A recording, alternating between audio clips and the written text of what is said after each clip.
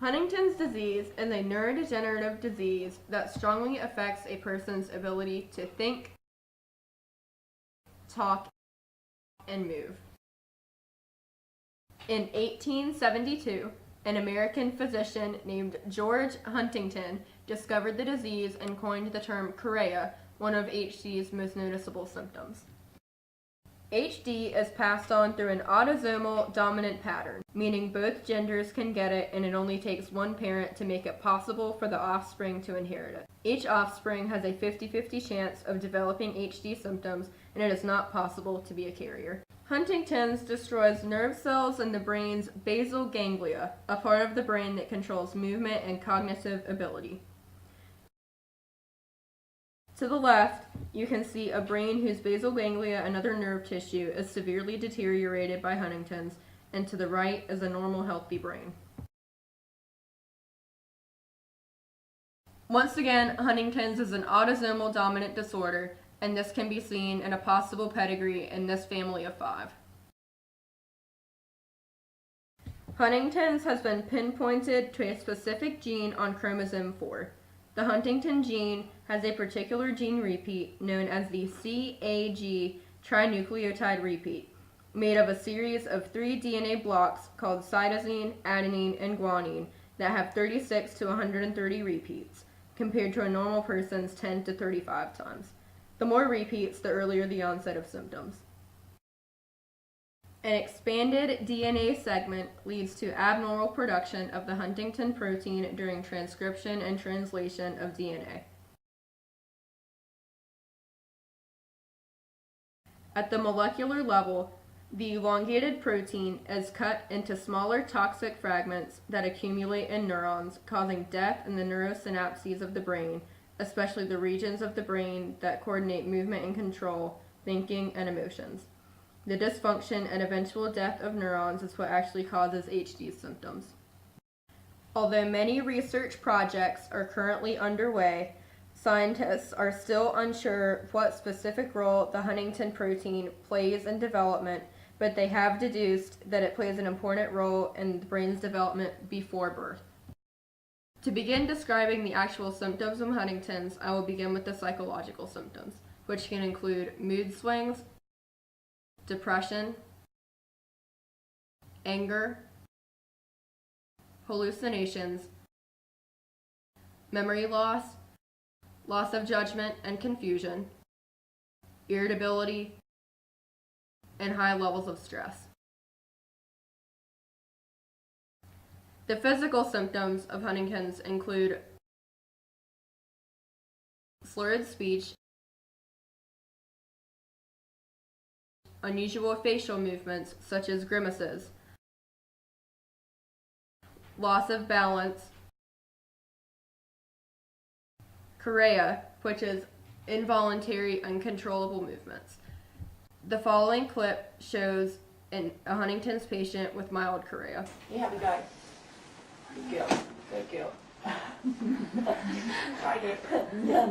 You said. Do you want me to pick up? So, There you go. Can you pick up the camera stand? Hold it for us. Pick it up. Good girl.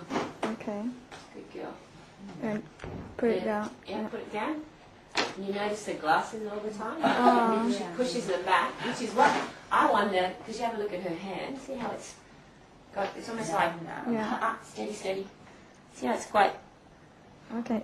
Because the bone or? I don't know whether it's arthritis that has, because she does this all.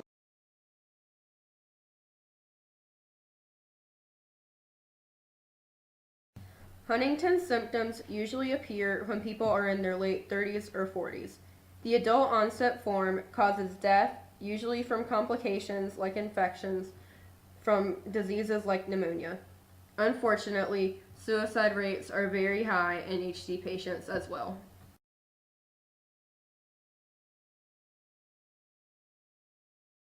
In 1993, Huntington's was pinpointed to a single gene, opening up the possibility for genetic testing. Genetic testing definitively determines if an at-risk individual has the disease. The test costs roughly $3,000 and is available to any at-risk individual over the age of 18. HIPAA is an act designed to protect individuals with genetic conditions from discrimination in insurance and workplace settings. Unfortunately, it has loopholes that force many at-risk people to either commit insurance fraud by not reporting that they have HD or risk being denied life or long-term care insurance. Genetic testing has many benefits, including obtaining prescription medications to treat symptoms, opportunities to enroll in clinical drug trials, and family and career planning. Here are several at-risk individuals discussing their opinions on genetic testing. 4 years ago, my dad died of complications of Huntington's disease. So my whole life I've lived knowing I have a 50-50 chance of developing the disease myself. And I think about it a lot. But I've decided I'm not going to be tested. If I got tested and found out I was positive, there's really nothing that can be done about it. There are treatments for the psychological problems that happen, but there's nothing that can slow or delay or cure the disease. Our dad had HD, and I do not want to be tested because I watched him my whole life and worried my whole life about whether or not I have it. Sometimes I think I do, sometimes I think I don't. If I were to get a test and it came out positive, I feel like I would go from being a person to a patient instantly for the rest of my life.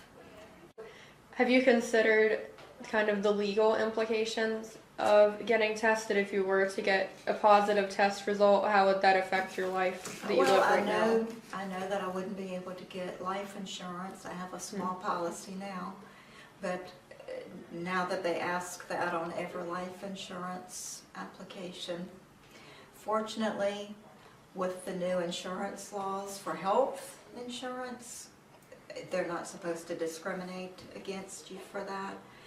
But still, I don't want it on the medical record. I am the third child of a man who had Huntington's. I grew up surrounded by it, and I knew very early that I wanted to be tested. They didn't have a test then when I made the decision, but I knew that eventually I would, and that factored in my choice to have children because I chose to have children and I have 3. So it is my responsibility to do whatever I can for them. So I chose to have children even though I do have a 50-50 chance of having Huntington's. I've always wanted to be tested. In fact, I tried to get tested like 5 years ago, and they refused to test me because I was what they termed not psychologically stable.